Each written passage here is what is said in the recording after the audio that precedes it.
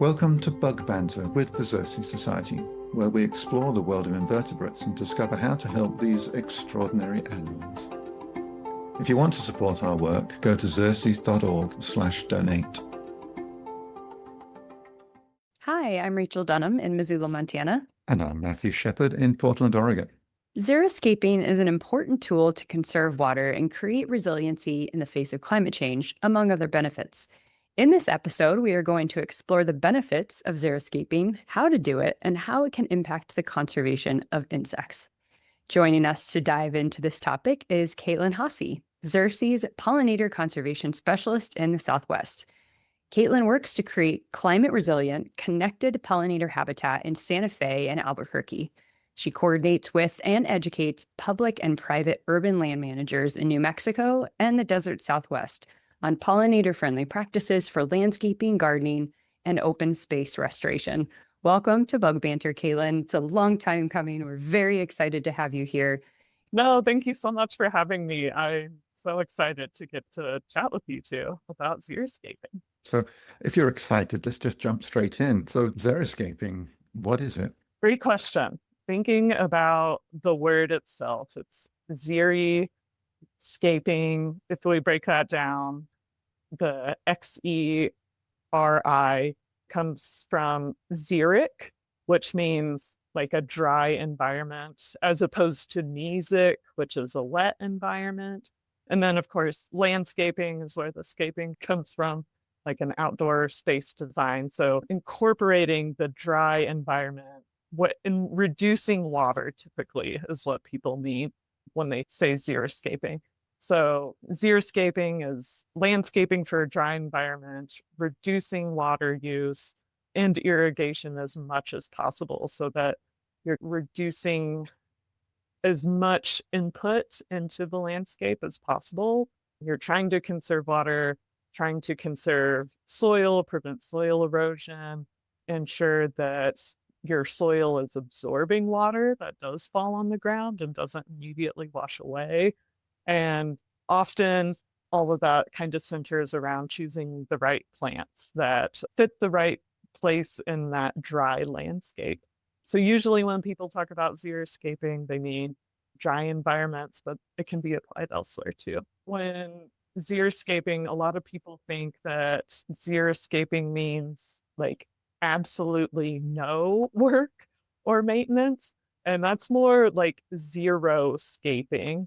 That means usually like creating an impervious surface or no soil interaction, no plant interaction. It's just either paving something over, putting down rock mulch. There is absolutely no water irrigation going on, but there's also no life to xeroscaping. But xeriscaping is incorporating the usually native vegetation adapted to the climate of the area you're xeriscaping in. Now, you mentioned this, and my follow-on question was going to be that we tend to think of this as something that we do in desert areas, but these principles, xeriscaping, can it be used in any region, even in the wet bits where I live?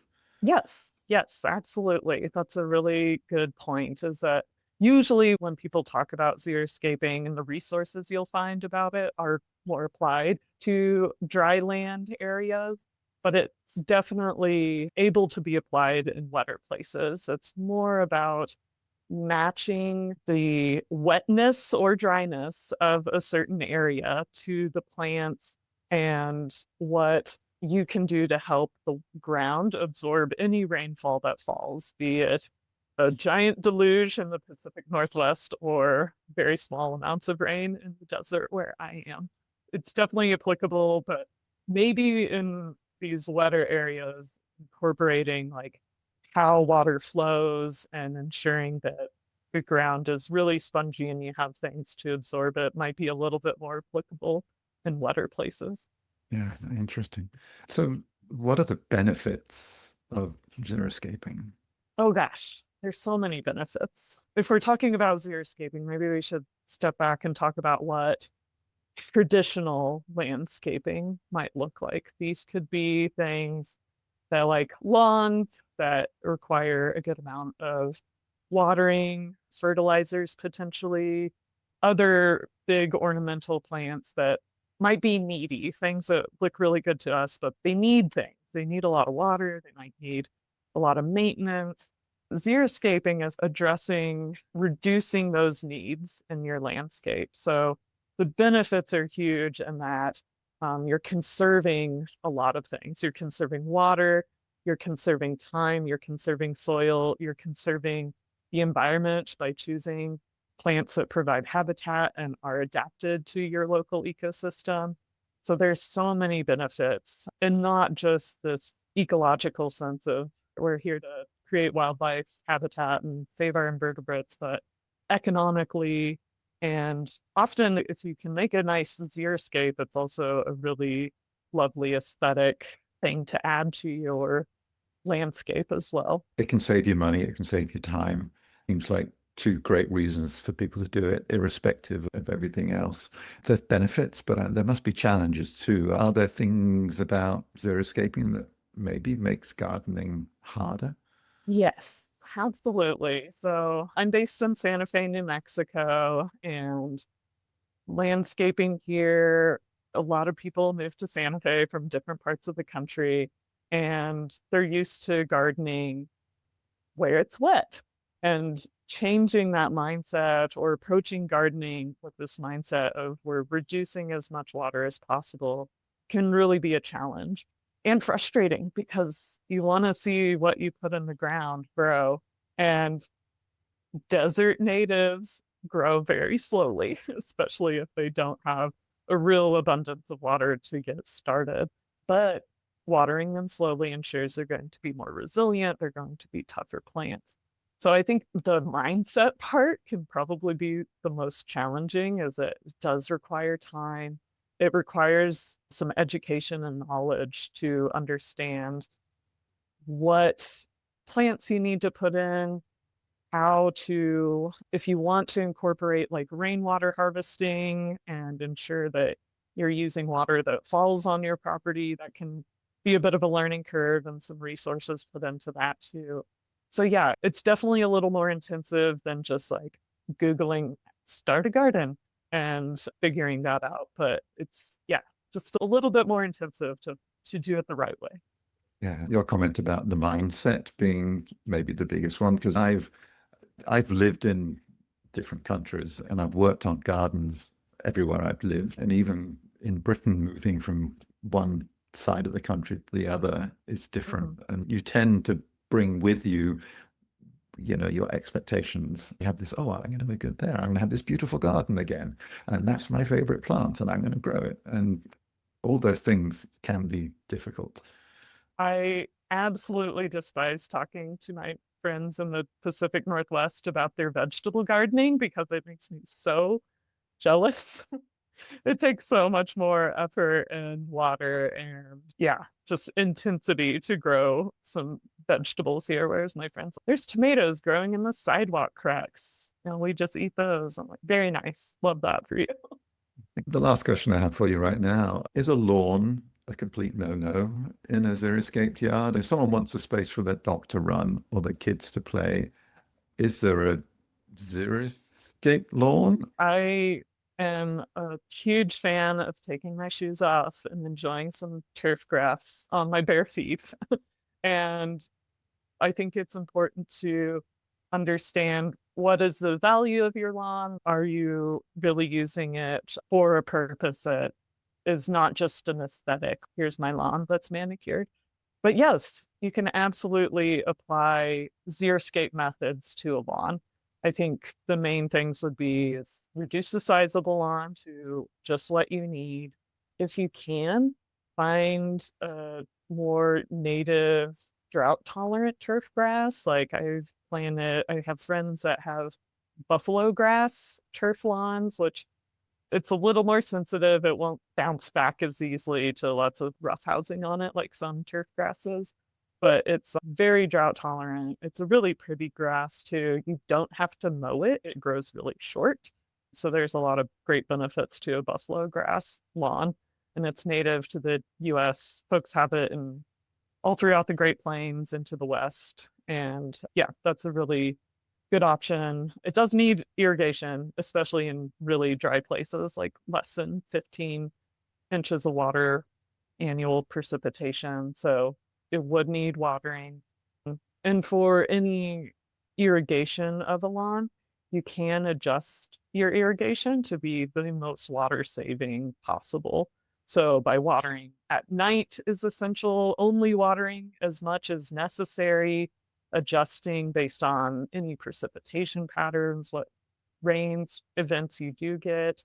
There's lots of ways you can have a lawn, but ensure you're still reducing the water use of that lawn and calling it xeriscape. So you sort of alluded to this earlier, that xeriscaping is a lot about plant selection. Can you tell us a little bit more about that? And are there other considerations aside from which plants to choose? Sure, yeah. So plant selection is huge. It's definitely what I'm thinking about all the time, especially as a pollinator biologist. I'm like, what's going to feed pollinators, but also what won't require a lot of water and inputs to survive in my yard. But I think beyond plants, the most critical element to consider when designing a xeriscape is like, where does rainfall fall and what is your soil composition? Like, what is your soil content? Do you have a really high and dry spot that is more sandy, the water drains really fast? That might be a good spot for cacti. And these different parts of your yard, based on their exposure, are they on the east facing side, west facing side? Do they have water pooling anywhere nearby that could be a little oasis spot in the yard? That's a really important thing to consider, is designing your plant selection and any irrigation needs. If you do want to have some irrigation, thinking about where water moves and how the soil retains it. So if you have really clay soils, that will stay wetter longer versus those higher sandy, dry spots. Those are really important aspects, I think, and especially the design. The other key parts are reducing irrigation as much as possible. And it's not entirely xeriscaping, but I think it's like the twin sister that has to be acknowledged as the water collection, rainwater collection, and reducing stormwater runoff. So thinking about how you can collect water, how you can distribute it across your landscape as most efficiently as possible. And then, of course, other methods to help retain moisture in soil include maybe some soil amendments, adding organic matter, and that can usually be done by incorporating mulch into your landscape. So mulch, ensuring you cover the soil so that it helps retain moisture. And then that mulch can break down and add organic matter to the soil to help feed the plants and also help improve the soil quality for retaining moisture. So yeah, I would say knowing the little microhabitats on the landscape is essential to knowing what your plant selection will be. And then reducing irrigation as much as possible, spreading out rainwater as best you can, and then also ensuring that soil is covered and not evaporating that precious water you do get. It's the perfect segue into my next question about mulching, because it is, a key element in water-wise gardening.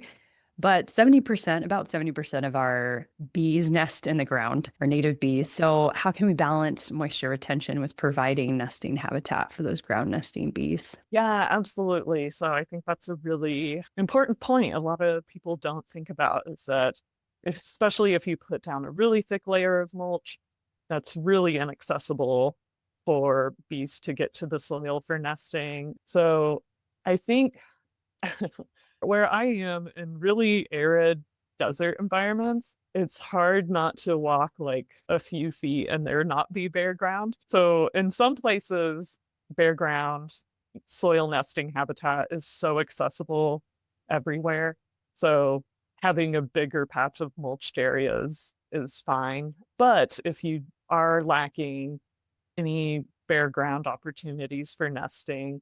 Just having designated little islands of bare ground. Maybe you can plant a plant that likes it really hot and dry there. Maybe it's an area of where cactus you have growing or other really drought tolerant plants that they probably don't even want the mulch. They're probably like, ew, this is making me too soggy. Please remove the mulch and incorporate that into the spots that are really dry. You can remove the mulch there and ensure that bees have access to that. Or using a thinner layer of mulch can be beneficial. Yeah, definitely. I appreciate your answer to those questions. I think as a relatively new gardener myself, I just dove in and was like, oh, I'm just going to plant all these plants. I didn't think about first going out and like learning about my yard, about like where does the majority of the water pool and what is my soil like? And it's really discovering your space first and then working with it instead of just having these expectations of like, you will work for me and do what I want you to do. It kind of really reinforces the xeriscaping process in the first place, or thought and purpose behind it. Yeah, it's so easy to do though when we're enthusiastic about Yes. gardening and planting. I can't tell you how many times I've planted something and thought, why on earth did I stick that there? What was I thinking? So I think it happens to everyone, other than like getting a blank slate and having an endless amount of time and resources to pour into it. It's pretty hard to perfect making a perfect xeriscape that doesn't waste a drop of water. We want to acknowledge that it can take time and it doesn't have to be perfect, and we can slowly introduce these steps into our yard. It doesn't have to be a complete overhaul.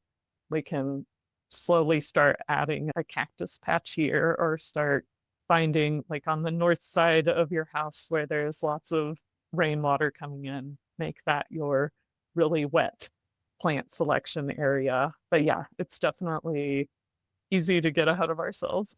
Yeah, it's partly because we're talking about people being keen to get on this, and also what you were saying a few minutes ago about knowing where, like, how the rainwater moves through your garden, where it pools, where it doesn't, what your soils are.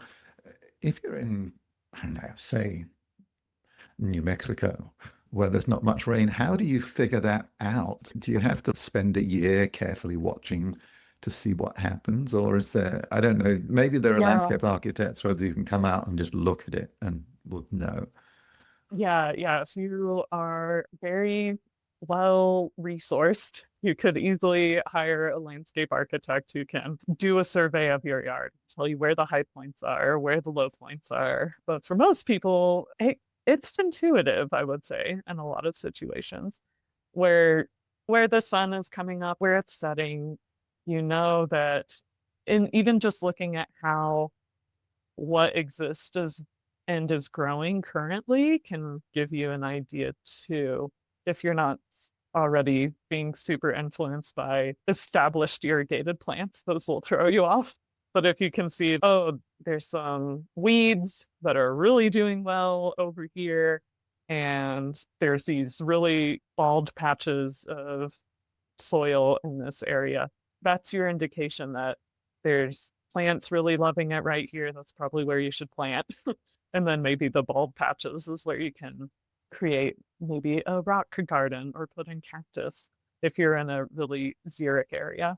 So I think, yeah, having that intuitive just observation can really help. And then, of course, if you do get a rainfall event, go outside, see where it's pooling, see where it's running off to. And of course, like, we can manipulate that a bit with little earth moving projects. There's lots of ways to kind of channel water to go in a certain direction, help it flood out an area, create places for it to pool. So it's, yeah, a matter of maybe using your rain gutters for directed movement of the water off of your roof, or potentially maybe you can get a catchment system and have rain barrels where you can even more specifically move that water to where you want it to go. I love that idea of a rain garden in the desert, because we tend to think of that as being something for the Midwest or the Northwest. It's so great here because all of our paved surfaces, all that water goes rushing off into spaces, and we have a lot more bare ground, a lot of soil that is hard to penetrate for rain. Those rain gardens in the desert are super essential for slowing that water down so they don't just turn into gully washers, taking out a lot of erosion. Yeah, totally. Climate change, right? It's beginning to shift our rainfall patterns. Does xeriscaping contribute to combating climate change, do you think?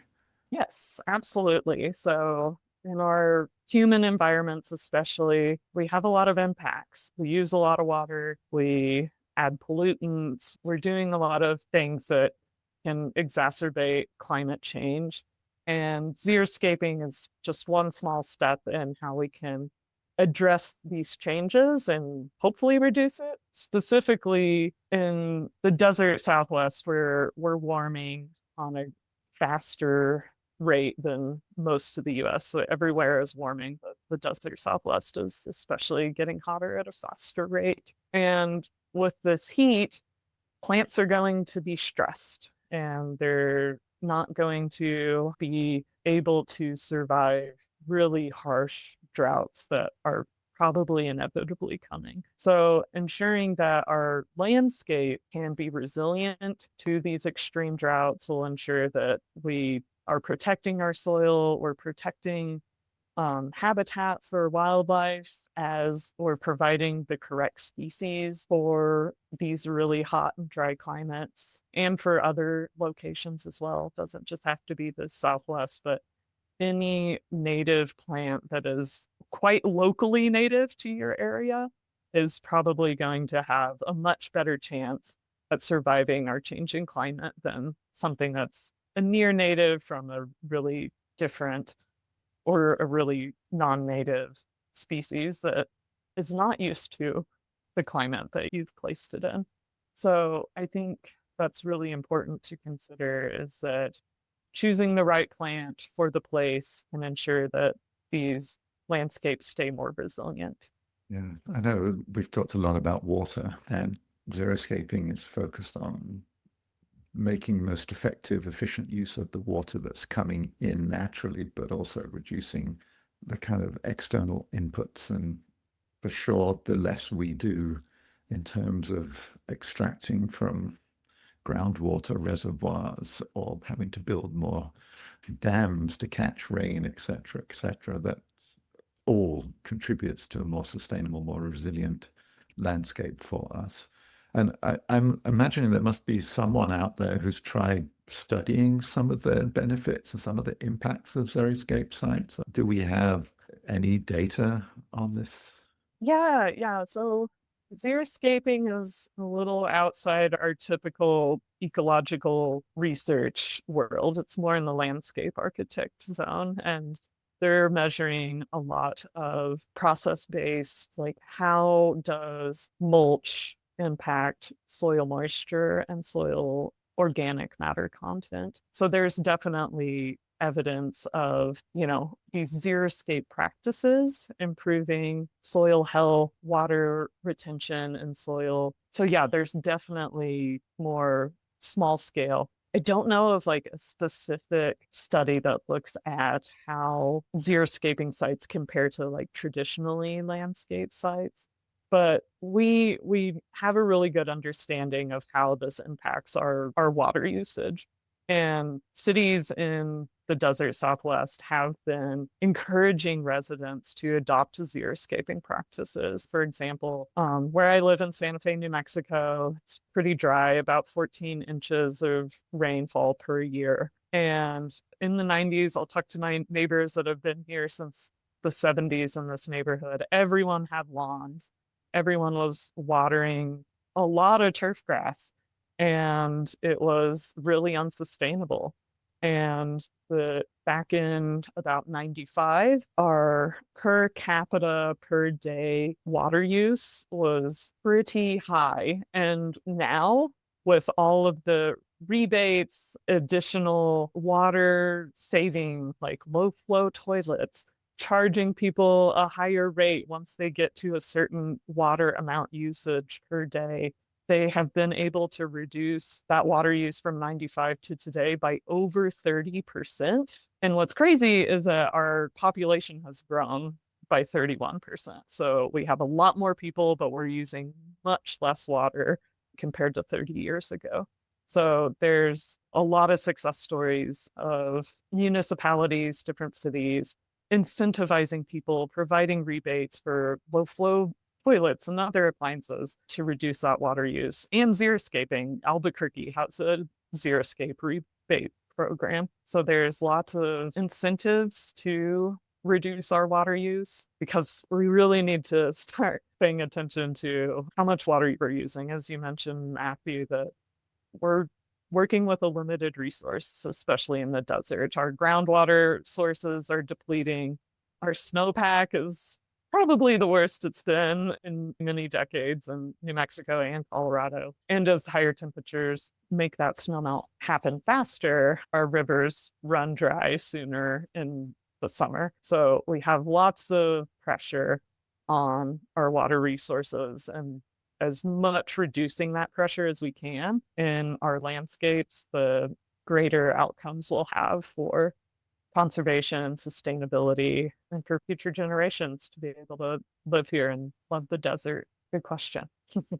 I love hearing that statistic of reducing the water use by 30%. It's really incredible what a community can do. It's a big change. It's a big change to ask people to not grow a lawn. Like the idyllic turf grass lawn has really become a thing of the past in Santa Fe. It's doable and people can embrace it. And it's just a big cultural shift that takes time. But once it's accepted, people really love to see more of the wildflowers, more of the wildlife that visit a yard versus when it was a lawn. I love hearing that good news. That's really wonderful. Thank you for sharing that. So, bringing it back to bugs, how does xeriscaping impact invertebrates? Yeah, great question. So, it's all about that plant selection and that diversity in your yard. So, we have those high and dry spots, those low and wet spots, and that is your foundation for bringing diversity of plants into your yard. And diversity of plants equals diversity of insects. So in the desert Southwest, I keep mentioning cactus because they're the best. Don't need any water at all, basically, many species. Cactus have cactus pollen specialist bee species. Most bee species you'll see visiting cactus are pollen specialists. They only visit like the Opuntia genus of cactus, like prickly pears, or just the barrel cactus. There are these specialist desert species that only go to these unique desert plants. So it's important to think about how you can include those high and dry upland plants. Who does well in the shade on the north side? That will probably be helping in a lot of parts of New Mexico in wetter places, like a shrub that blooms early in the spring to help you fill that spring bloom time gap for any spring active pollinators. That's a really good option for a location like that. So there's lots of opportunities to use the diversity of your landscape to bring in those pollinators. And one other thing I haven't mentioned yet is mentioned mulch being a really important resource for helping retain water, including grasses and other like tough drought tolerant woody shrubs and perennials that have plant litter that survives through the winter and allowing it to fall to the ground, fall to the soil, and become part of that soil cycle process. That also creates a lot of habitat. Ideally, in a xeriscape, you want to reduce maintenance as well. And having these leafy plants that drop their leaves, have leaf litter, can provide a lot of habitat.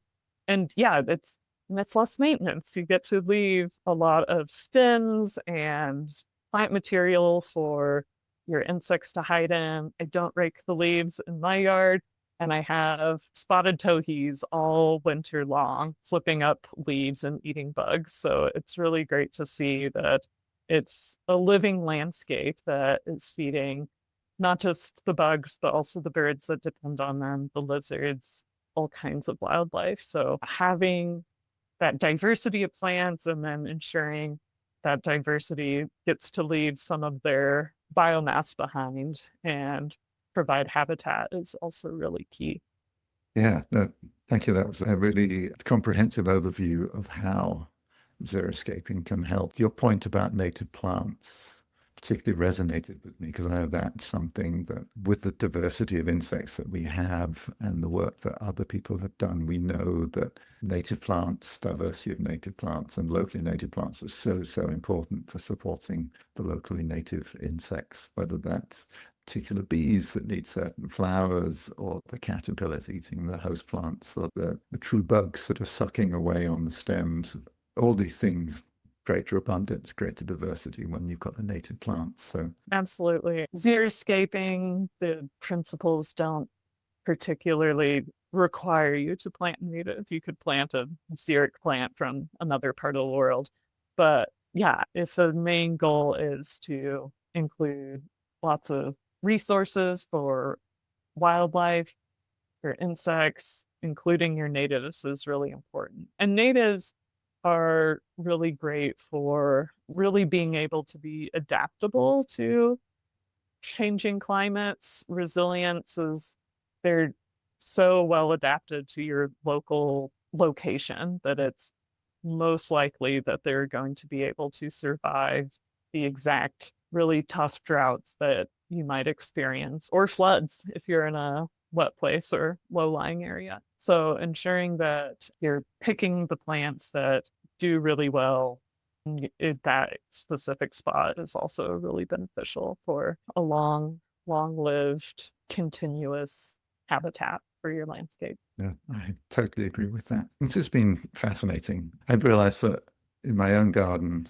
I live in the damp side of Oregon, but xeriscaping, it seems, it underlies what I do because I'm certainly always trying to minimize inputs. I don't have an irrigation system, so I'm working towards no added water is my end point.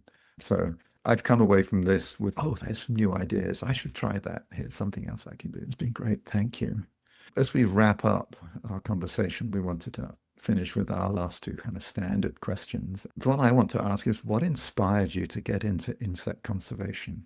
Oh, that's a great question. I was always a nature nerd. I watched a lot of Animal Planet, very obsessed with Animal Planet. My parents were horticulturists, so we had a garden center. So I was outside helping out in the garden center regularly, growing plants. And yeah, just was able to get a real appreciation at a young age for all this life that I was surrounded by. And like specific moments included like going to streams, freshwater streams in eastern Oklahoma, where I just spent hours looking at aquatic invertebrates in the streams, all of the little mayfly larvae, dragonfly larvae, all those amazing critters that live in streams. And that was definitely a formation of I have to get into this in my career at some point. And I think what's funny is I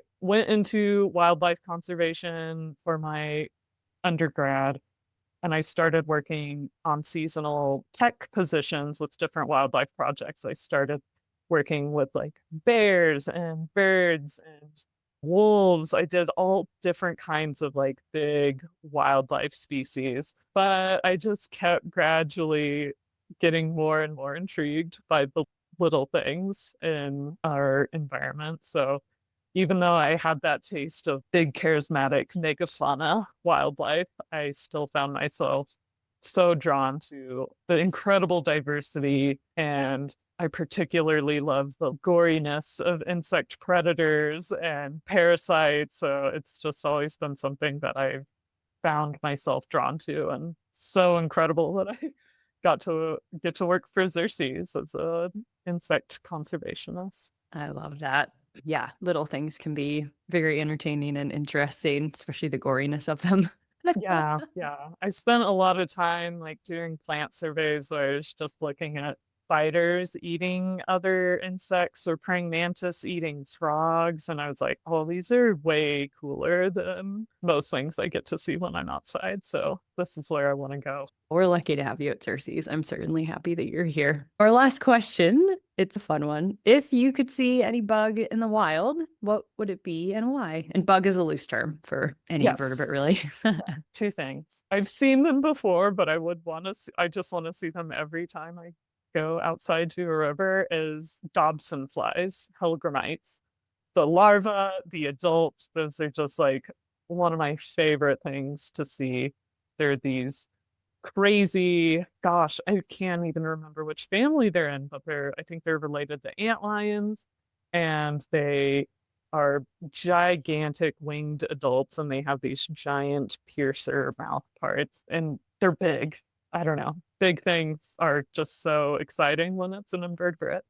And then the larvae are also very big aquatic predators that eat other bugs, fish, tadpoles, those kinds of things. So I just love a big aquatic predator, especially anything that goes from aquatic larva to terrestrial adults. I think that's always really fascinating to get to live both of those worlds.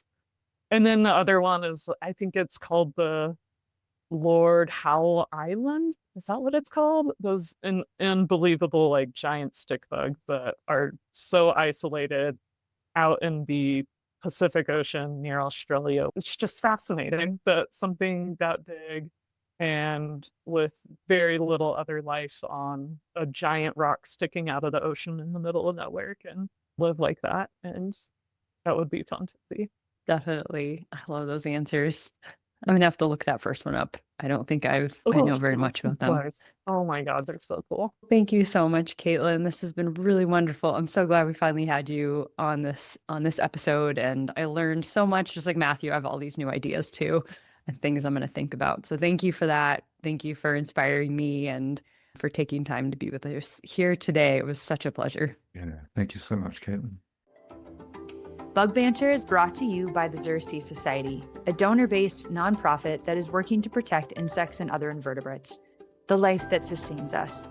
If you are already a donor, thank you so much. If you want to support our work, go to xerces.org/donate. For information about this podcast and for show notes, go to xerces.org/bugbanter.